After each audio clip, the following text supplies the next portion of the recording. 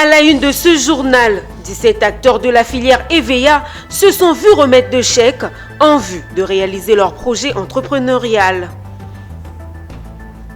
Toujours dans cette édition, nous parlerons également de la première édition des Journées nationales du producteur de coton et de l'anacarde.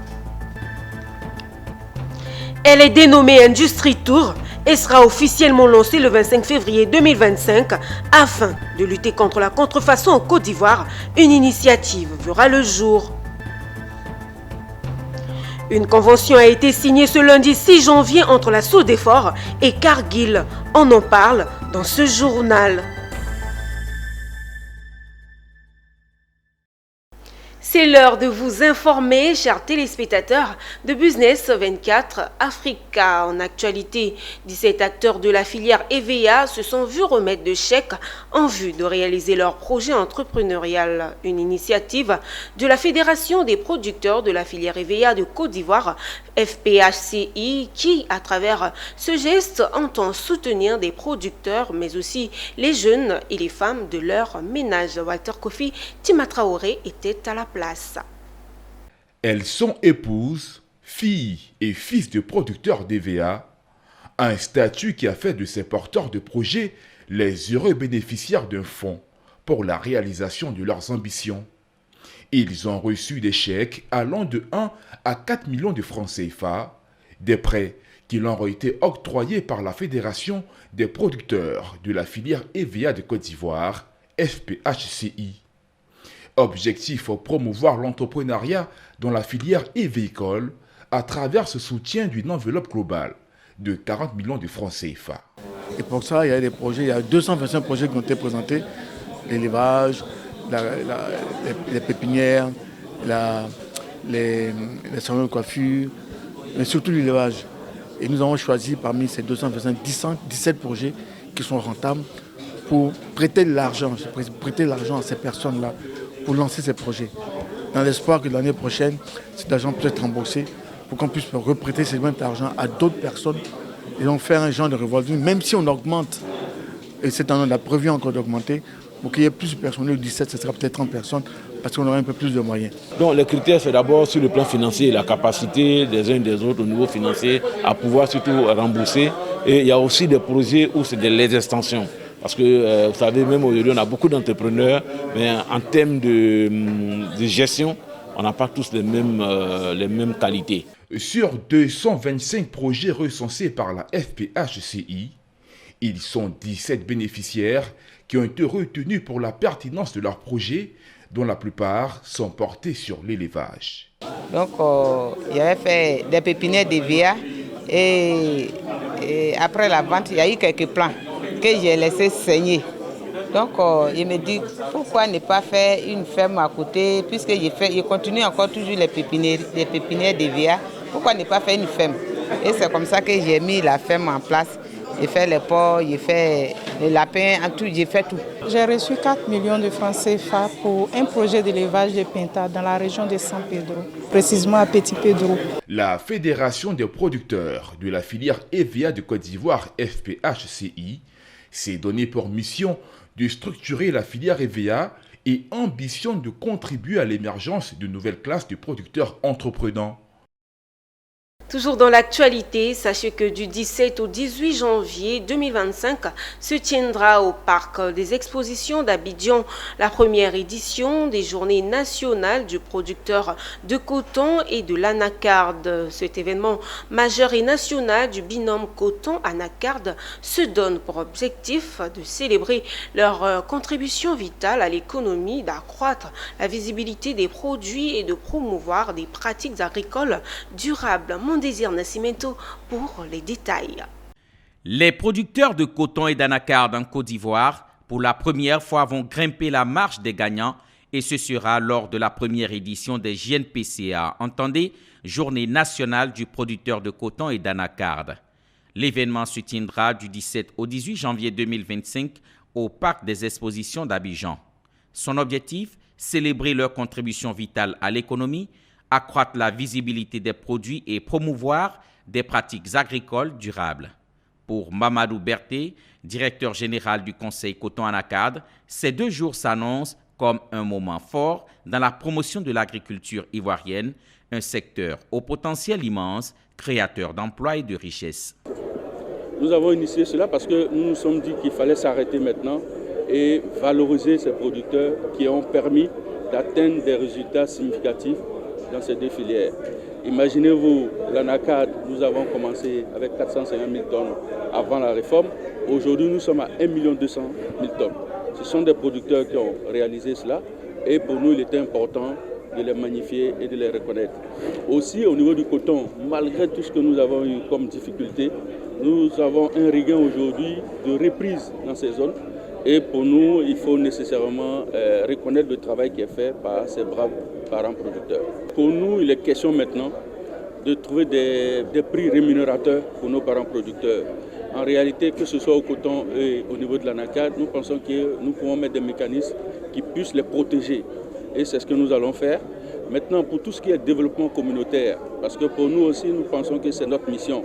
C'est notre mission dans ces zones où ces produits sont réalisés. Il faut nécessairement que nous apportons des meilleures conditions de vie. Le décompte est donc lancé pour cette édition des JNPCA. Les organisateurs prévoient d'accueillir 5000 participants au parc des expositions avec un large éventail de stands permettant de mettre en avant les acteurs du secteur, tant nationaux qu'internationaux. Protéger la forêt classée de Dacioko, joyau de biodiversité, tout en favorisant une agriculture durable, tel est l'objectif d'une convention signée ce lundi 6 janvier entre la SODEFOR et Cargill. Ce protocole marque une étape dans la préservation de l'environnement et le soutien aux communautés locales. Cette signature s'est faite au siège de la SODEFOR à Cocody. Un reportage de Amiko Robara et Seth Ekissi. Située dans la région du Bassa-Sandra, la forêt classée de Dacioko s'étend sur 12 000 hectares. Elle abrite une faune et une flore non négligeables, notamment des éléphants, des singes et des tortues marines. Ce patrimoine naturel est pourtant menacé de disparition. Face à cette situation, la SODEFOR, en charge de la gestion des forêts en Côte d'Ivoire, et Cargill, acteurs clés de l'agro-industrie, ont signé une convention visant à restaurer et protéger cette forêt. La question des forêts est donc un sujet crucial pour la Côte d'Ivoire qui a perdu près de 90% de son couvert forestier dans les dernières décennies. Et c'est devenu une nécessité d'agir pour inverser la tendance et répondre aux objectifs du gouvernement de revenir à 20% de couvert forestier. Afin d'opérationnaliser ces objectifs, le gouvernement a mis en place la stratégie de préservation, de réhabilitation et d'extension des forêts.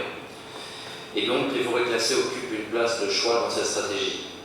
C'est donc dans ce cadre que nous avons décidé en décembre 2022 de signer une convention avec l'État de Côte d'Ivoire et le ministère des Eaux et Forêts, par laquelle nous nous engageons à protéger et restaurer la forêt classée de Dacioko. En danger de disparition, si rien n'est fait dans la prochaine décennie. Pour le directeur général de la SODEFOR, cette collaboration constitue un levier essentiel pour atteindre l'objectif fixé par l'État ivoirien, à savoir ramener le couvert forestier à 20% du territoire national d'ici 2030, contre moins de 13% aujourd'hui. C'est un partenariat que nous voulons gagnant-gagnant. Parce que nous, notre métier, c'est la foresterie. Et leur métier, c'est peut-être la production agricole. Alors qu'au regard de la situation actuelle, il y a nécessité que ces deux éléments convergent pour qu'en Côte d'Ivoire, nous puissions avoir cet équilibre pour maintenir notre développement économique, social et culturel. L'agriculture et l'environnement doivent forcément partir ensemble. C'est pour cela que, c'est vrai, nous avons initié, mais en fonction des résultats atteints au bout peut-être de cette première phase, nous apprécierons pour voir quelle est l'orientation qu'il faut donner à notre partenariat. Mais notre vœu le plus cher, c'est d'aller le plus loin possible. Ce partenariat public-privé entre la SODEFOR et Cargill symbolise une approche innovante pour répondre aux défis environnementaux de la Côte d'Ivoire. La protection de la forêt classée de Dacioko représente une avancée significative vers un modèle où agriculture et environnement coexistent en harmonie au bénéfice des générations actuelles et futures.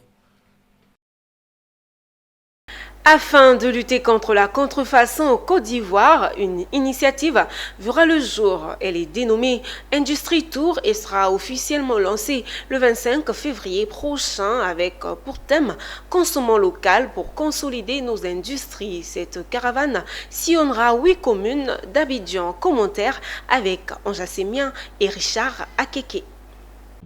Comment accroître le niveau de consommation des produits locaux et par ricochet réduire la contrefaçon? Cela passera par une caravane économique dans les communes d'Abidjan. Dénommée Caravane Industrie Tour, elle a été présentée officiellement par les organisateurs comme un événement de valorisation du Made in Côte d'Ivoire. L'économie paie beaucoup, mais le consommateur même paie plus gros.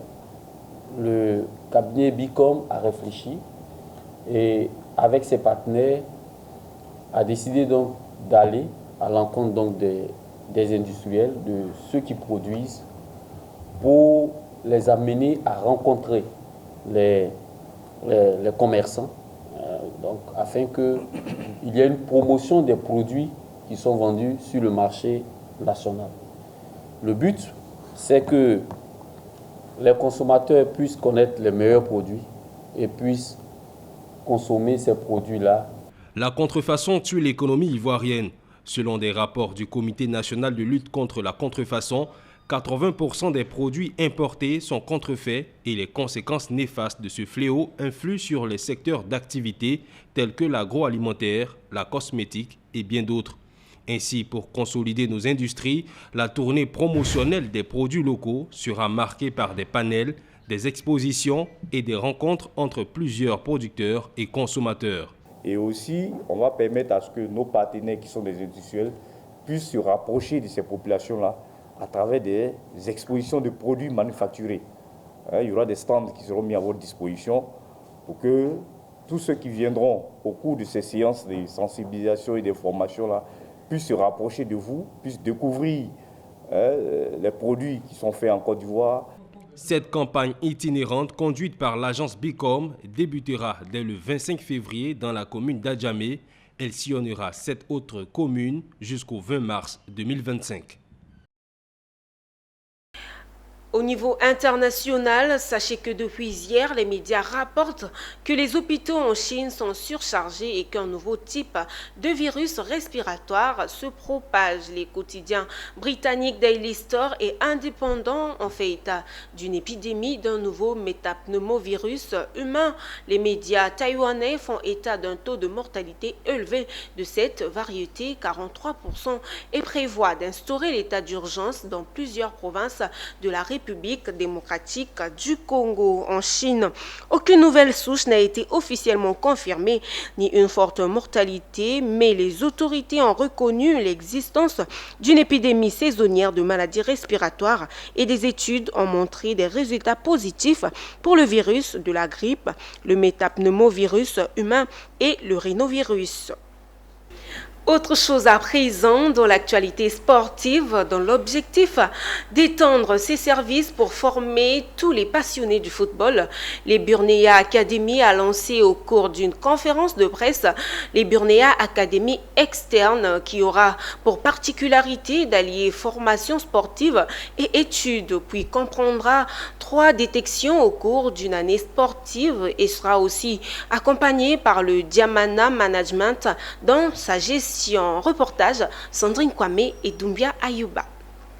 Bonne nouvelle pour les passionnés du football. En effet, il existe désormais un club dénommé Académie Ersten qui va allier formation études et formation sportive. Ce club a annoncé ses activités lors d'une réunion sous les oreilles attentives de la presse.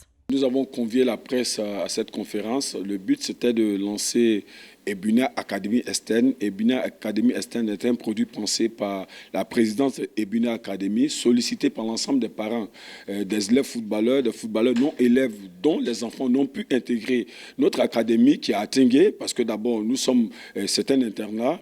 avec un réfectoire, 3 repas par jour, une infirmerie en son sein, qui fait 24 heures sur 24 dans l'intérêt du suivi de nos pensionnaires. Et puis on a compris que tous les footballeurs, tous les élèves pouvaient pas être dans cet établissement. Et nous avons été sollicités au-delà de la rentrée. Nous avons pensé Ebuna Academy Estène pour permettre aux jeunes gens étant chez eux, dans le foyer de leurs parents, dans leur domicile respectif, d'être suivis à l'Agora de Pougon par une formation footballistique donnée par nos différents entraîneurs. Ebunea Academy Ersten sera accompagné par le Diamana Management pour tout ce qui concernera notamment la gestion d'équipements sportifs et la gestion des joueurs. Le rôle de Diamana Management, nous sommes entrés dans le football, nous avons vu aussi qu'il y a quelques agents véreux. Nous avons cette responsabilité au point de, je veux dire, autant sociétale que footballistique, de conduire ces jeunes gens à réaliser leurs rêves. Donc, pour ne pas qu'ils tombent dans les mailles des agents véreux, nous lançons Diamana Management qui, à son tour, aura à signer des contrats avec des agents de joueurs FIFA qui seront intéressés par nos joueurs. Et ceux-là, donc, travailleront de manière collégiale avec l'entité, la personne morale qui est Diamana Management, dans l'intérêt de la carrière footballistique de nos jeunes gens. Cette formation sera sanctionnée par 3 détecteurs durant l'année sportive, dont la première au mois de février 2025, la deuxième au mois d'avril 2025 et la dernière en juin 2025. Puis sera soldée par une remise de visa au mois de juillet 2025. Rendons-nous à l'intérieur du pays. Dans sa vision de partage et de solidarité, la Fondation Adaye Kessié a offert plus de 500 repas et des jouets aux tout-petits de la localité de Tabagne, située dans le département de Bandoko, avec pour objectif inculquer l'appropriation des valeurs traditionnelles et culturelles. Ce repas de Nouvel An avec les tout-petits fut l'occasion pour la Fondation de préparer les esprits des enfants à la célébration de la future fête du Roi Bran prévue pour 2025. Voyons tout ça avec Anissé Kouadio, notre correspondant sur place. Tabagne, localité située dans le département de Bondoko, accueille chaque année la grande célébration de la fête du roi, l'Adaye Kessié Festival, initiative de la Fondation Adaye Kessié, avec à sa tête M. Bini Daouda, qui a décidé de réunir plus de 500 enfants pour partager le bonheur et la magie que dégagent ces fêtes de fin d'année, en l'occurrence le Nouvel An et la Noël. Ces enfants, Bron, Koulongo, Malinké, Lobi, ont reçu de la part des organisateurs des repas chauds et délicieux, chargés de protéines et de vitamines, concoctés avec soin et amour. Pour nous, les enfants sont l'avenir. Donc s'approcher plus des enfants, c'est de les transmettre bientôt ce que nous faisons d'habitude, qui est ce festival d'Adaye Kessié. Et aujourd'hui, apporter des repas aux plus petits, pour nous, c'est un geste d'être présent dans le quotidien des enfants. C'est une belle surprise que la Fondation Adaye Kessié nous fait. Ces repas chauds et ces cadeaux que nous avons reçus. Nous rentrons dans la nouvelle année avec beaucoup de grâce et bonheur. S'il y avait un mot plus fort que merci, on aurait utilisé. Malheureusement, je n'ai pas trouvé d'autres mots que merci. C'est à la Fondation Adaye Kessié. Je me souviens de tous les enfants de Tabagne. En plus des repas partagés, la Fondation Adaye Kessié a fait venir le Père Noël afin de distribuer à ses nombreux enfants plus de 500 cadeaux et communiquer avec eux la magie que dégage Noël pour éclairer le cœur de ces tout-petits. Au nom du sous-préfet de Tabagne, mon époux, on dit merci. Merci à la Fondation Adaye Kessié. Vraiment merci. C'est bénéfique parce que les enfants sont émus. Vraiment, nous-mêmes, nous sommes contents. La Fondation Adaye Kessié prépare pour cette année 2025 la 10e édition du festival Adaye Kessié, la fête du roi. Un événement majeur du Royaume Bron qui mobilise chaque année plus de 10 000 festivaliers venus des 4 coins de la Côte d'Ivoire et du monde. 900 enfants de Peignonkara dans la sous-préfecture de Baoukara, département de Sinématiali, ont reçu des cadeaux de Noël initiés par Kone Sungalo, premier adjoint de la mairie de Sinématiali, afin d'apporter la joie à ses enfants. Un compte rendu de Ouattara Daouda. Comme chaque année, 900 enfants de Peignonkara dans le département de Sinématiali reçoivent des cadeaux de Noël. Une initiative de Kone Sungalo, premier adjoint au maire de Sinématiali, qui a offert ce moment de joie aux tout petits. Pour célébrer ce temps de Noël, on